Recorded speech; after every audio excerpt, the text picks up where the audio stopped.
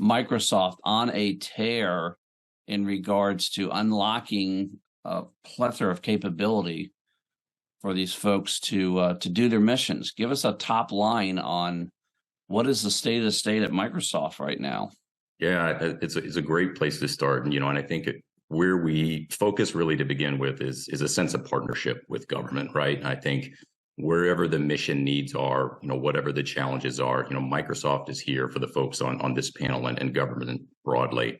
We really focus on productivity and beyond that from a technology point of view, the things that are needed for mission every day and what will frankly be needed tomorrow. Technologies that we find in the cloud, 5G, AI, and even quantum computing. And behind that is, all the people that we have at Microsoft supporting it. From a technology perspective, I think I'd highlight two that I think are, incredibly relevant to the audience and the panel today.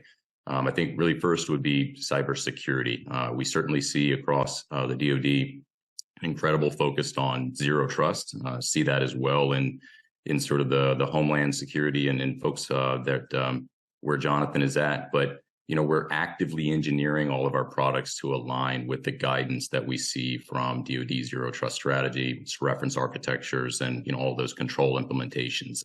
I'm proud to say we've got really great and complete coverage there, and we're focusing on security outcomes like modern security operations, log management, protection and governance of data, particularly sensitive data, which is very important, and securing multi-cloud environments, which we touched on. And all of that is incredibly necessary to protect, against the ever-growing onslaught of cyber attacks that we see. The second area that I would really focus on would really be artificial intelligence. I think we saw in the last couple of weeks, there was an incredible amount of focus on that from the administration with the release of the Artificial Intelligence Executive Order. There's a lot of energy there, and frankly, I think it's going to be a transformation game changer.